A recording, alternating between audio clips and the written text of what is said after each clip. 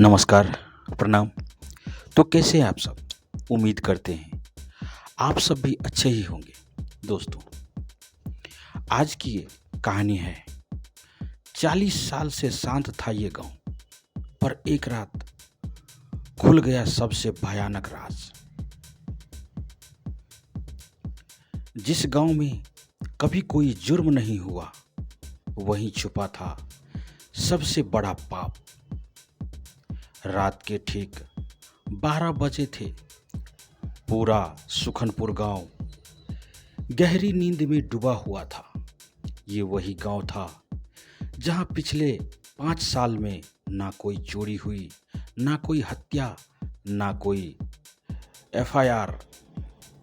Police record में ये गांव सबसे शांत इलाका माना जाता था। लेकिन उस रात शांति की चादर फटने वाली थी। अचानक हुई एक लाश की एंट्री। सुबह गांव के बाहर खेत में एक अधेड़ आदमी की लाश मिली। गला रेत दिया गया था। चेहरा पहचान में नहीं आ रहा था। गांव वालों के लिए ये सदमा था, क्योंकि सुखनपुर में कभी खून नहीं बहा था। पुलिस स्टेशन में केस मिला। इंस्पेक्टर आर्यन वर्मा को पहली बार वो ऐसे गांव आ रहा था जहां अपराध शब्द ही अजनबी था। अजीब सा गांव। आर्यन ने गांव में कदम रखा तो सब कुछ बहुत शांत, बहुत सलीका भरा। हर घर साफ, हर चेहरा मुस्कुराता हुआ। लेकिन आर्यन को कुछ खटक रहा था। किसी की आंखों में डर नहीं था, ना कोई हैरानी, ना कोई सवाल। जैसे सबको पहले से पता हो कि ये होना ही था।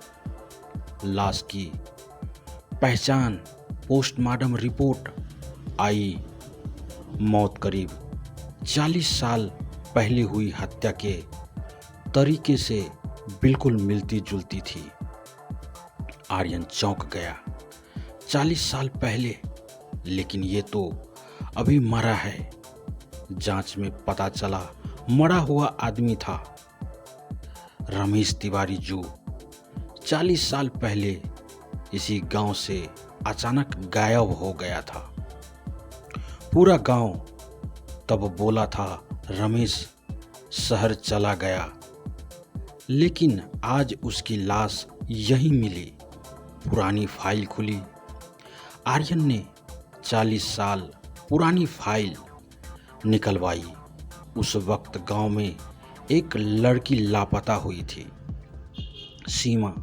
उम्र सिर्फ 18 साल। मामला दबा दिया गया था। कोई एफआईआर नहीं, कोई तलाश नहीं। गांव ने एक सुर में कहा था लड़की भाग गई, लेकिन उस रमेश की मौत उसी लड़की के केस से मिलती जुलती दिख रही थी।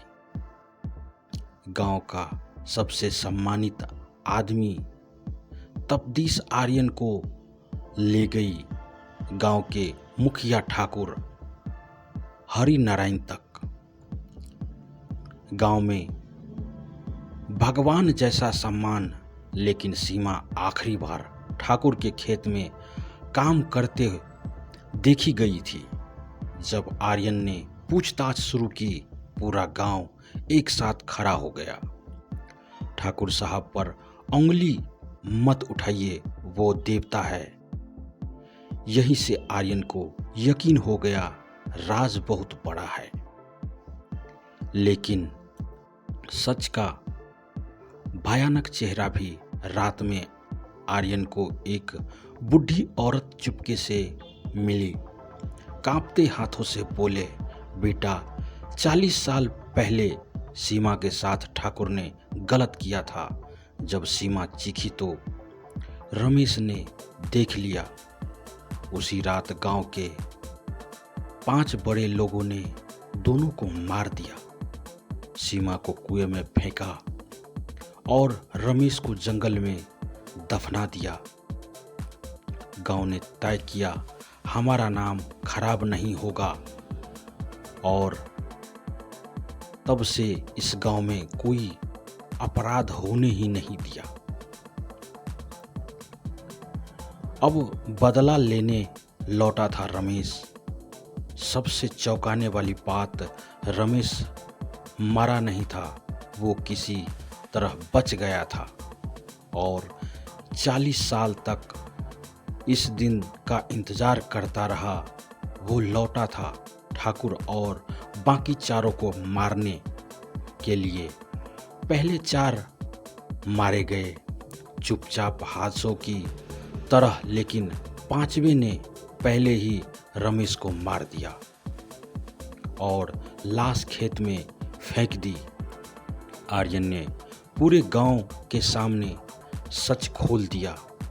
गांव की शांति डर से बनी थी, इंसाफ से नहीं, साजिश से। ठाकुर और बाकी लोग गिरफ्तार हुए और जाते जाते आर्यन बोला, जहां अपराध दिखता नहीं वहां अक्सर सबसे बड़ा अपराध छुपा होता है। सुखनपुर फिर शांत हो गया, लेकिन अब वो शांति डर की नहीं, सच की थी। दोस्तों, अगर कहानी अच्छी लगे तो अपने दोस्तों के साथ शेयर करें। चैनल पर नए हैं तो चैनल को सब्सक्राइब करें, लाइक करें, कमेंट में अपनी राय ज़रूर दें। धन्यवाद। आपका और आपके पूरे परिवार का दिन शुभ हो।